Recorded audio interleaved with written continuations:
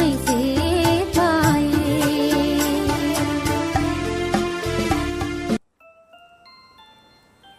மரியே வாழ்க, மரியே வாழ்க, மரியே வாழ்க. கிறிஸ்துவில் பிரியமான அன்பின் தேவ பிள்ளைகளே, வணக்க மாதத்தின் 24ஆம் நாள் இன்றைய நாளிலே வணக்க மாதத்தினுடைய அன்னை மரியாளின் மன்றாட்டு மாலையில் நாம் சொல்லக்கூடிய மன்றாட்டு, ஞானத்திற்கு இருப்பிடமே எங்களுக்காக வேண்டிக் கொள்ளும் என்ற மன்றாட்டு மாலைதான். அன்னை மரியாள் எப்படி ஞானத்திற்கு இருப்பிடமாக இருக்கிறாள் என்பதற்கு வேதத்திலிருந்து பல நிகழ்வுகளை நம்மால் காண முடிகிறது. அது என்னவென்றால், பழைய ஏற்பாட்டு இறை வார்த்தைகள் அனைத்தும், சொற்றொடர்கள் அனைத்தும் இவருக்கு சரியாக பொருந்துவதும், இரண்டாவது அன்னை மரியாள் ஞானமே அவருடைய வயிற்றில் இருந்தது. இவை இரண்டும் தான் அன்னை மரியாள் ஞானத்திற்கு இருப்பிடமாக காணப்படுகிறாள். அந்த வரிசையில் சாலமோனின் ஞான நூலிலிருந்து நாம் வாசிக்க கேட்கின்ற இறைவார்த்தை 8ஆம் அதிகாரம் இறைவார்த்தை 4 நாம் இவ்வாறு வாசிக்க கேட்கிறோம். ஞானமே கடவுளை பற்றிய மெய்யறிவுக்கும் புதுமுகம் செய்து வைக்கிறது, அவருடைய செயல்களை தேர்வு செய்வதும் அதுவே என்று சொல்லப்படுகிறது சாலமோனின் ஞான நூலிலிருந்து. இவை எப்படி அன்னை மரியாளோடு நாம் இணைத்து பார்க்கிற பொழுது, அன்னை மரியாள் ஒரு சாதாரண ஒரு பாமர பெண்ணாக அவள் தன்னுடைய பயணத்தை தொடர்ந்ததாகவும், அவளுடைய வாழ்விலே எப்பொழுதுமே இறைவன் ஒருவர் மட்டும்தான் என்பதை கண்ணும் கருத்துமாக உள்ளத்தின் ஆழத்தில் பதிய வைத்து சென்று கொண்டிருப்பதையும், இப்படிப்பட்ட சூழ்நிலையில் அன்னை மரியாளை தந்தை கடவுள் தேர்ந்தெடுத்து கப்ரியேல் தூதர் வழியாக தன் செய்தியை கொடுக்கின்ற பொழுது அன்னை மரியாள் கவனமுடன் தேர்ந்தெடுத்தது அந்த வார்த்தை ஒன்று மட்டும்தான். இதோ ஆண்டவருடைய அடிமை, உமது வார்த்தையின்படி எனக்கு ஆகட்டும் என்று ஆம் என்ற ஒரே ஒரு வார்த்தையின் வழியாகத்தான் அன்னை மரியாள் ஞானத்தை தேர்ந்தெடுத்திருக்கிறார் என்பதற்கு இந்த சொற்றொடர்கள் சரியாக நமக்கு விளக்கம் கொடுக்கிறது. அடுத்தபடியாக பார்க்கின்ற பொழுது சாலமோனின் ஞான நூலிலிருந்து நாம் வாசிக்க கேட்கின்றோம். 8ஆம் அதிகாரம் 13வது இறைவசனத்தில் நாம் வாசிக்க கேட்பது என்னவென்றால், ஞானத்தினால் நான் இரவாமை எய்துவேன், எனக்கு பின் வருபவர்களுக்கு என்றுமே நீங்கா நினைவை விட்டு செல்வேன் என்று சொல்லப்படுகிறது.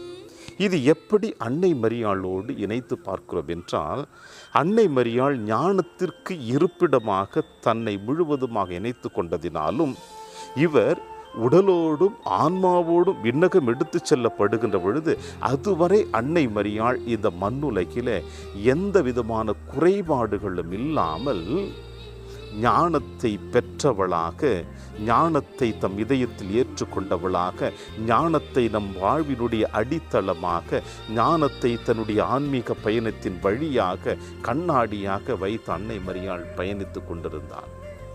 இப்படிப்பட்ட பயணத்தில்தான் இங்கே அன்னை மரியாள் தெளிவாக ஞானத்தின் இருப்பிடமாக காணப்படுகிறாள். இன்னும் நாம் பழைய ஏற்பாட்டு புத்தகத்தில் சீராக் ஞான நூலிலிருந்து நாம் வாசிக்க கேட்பது 1ஆம் அதிகாரம் 14வது இறைவசனத்தில் நாம் வாசிக்க கேட்கிறோம். ஆண்டவரிடம் அச்சம் கொள்ளுதலே ஞானத்தின் தொடக்கம், இது இறைப்பற்றோருக்கு தன் வயிற்றிலிருக்கும் பொழுதே வழங்க பெற்றிருக்கிறது என்பதை நம்மால் காண முடிகிறது.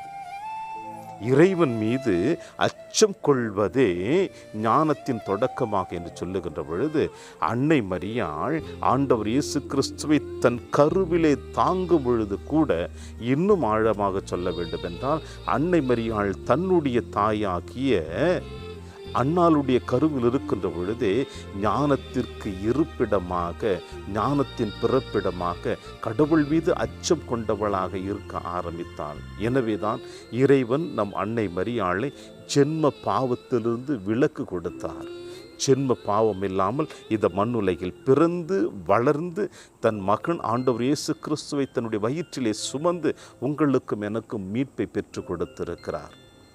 பழைய ஏற்பாட்டினுடைய நிகழ்வுகள் இவ்வாறு சொல்லப்படுகிறது.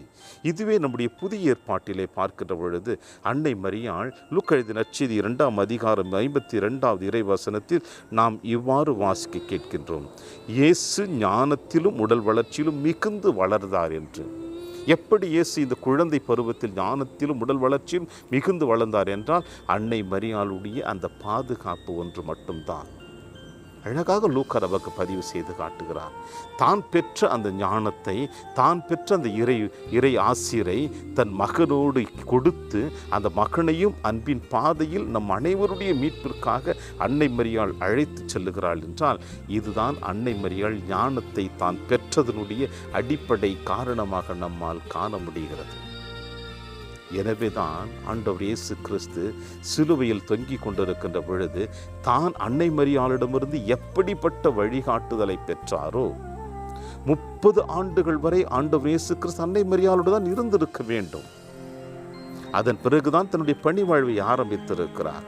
எனவேதான் இயேசு சென்ற இடங்களில் எல்லாம் எப்பொழுது மக்கள் அவரை தவறாக சொல்ல ஆரம்பித்தார்களோ அப்பொழுது அன்னை மரியாள் அங்கே சென்று அவரை அழைத்து வருவதற்காக சென்றார் என்பதையும், இயேசு பணி செய்து கொண்டிருக்கிற பொழுது உடே உன் தாயும் உன் சகோதர சகோதரனுக்கு காத்திருக்கிறார்கள் சொல்லுகிற பொழுது 30 ஆண்டுகள் இயேசு தன் தாயோடு அந்த தாயினுடைய பாதுகாப்பிலும் பராமரிப்பிலும் வழிநடத்திலும் நிச்சயமாக பயணித்திருப்பார். இப்படிப்பட்ட தாயை தான் இயேசு நமக்கு கொடுத்திருக்கிறார். இந்த ஞானத்தின் பிறப்பிடமாகிய ஞானத்தின் இருப்பிடமாகிய அன்னை மரியாளை. எனவே இந்த வணக்க மாத நாளிலே இந்த மாதத்தில் பயணித்து கொண்டிருக்கிற நாம் அனைவருமே இந்த ஞானத்தின் இருப்பிடமாகிய அன்னை மரியாளை நாமும் இருக்க பிடித்து கொண்டு நாம் ஞானம் உள்ளவர்களாக, நம்பிக்கை உள்ளவர்களாக, விசுவாசம் நிறைந்தவர்களாக பயணித்தோம் என்றால் நம் பயணம் எப்பொழுதுமே இறைவனுடைய பார்வையில் வெற்றி நிச்சயமாகத்தான் காணப்படும். அந்த வரத்திற்காக தொடருவோம். இந்த தேவமாதாவின் வணக்க மாத நாளிலே இறையாசிர் என்றும் உங்களோடு. மரியே வாழ்க, மரியே வாழ்க, மரியே வாழ்க.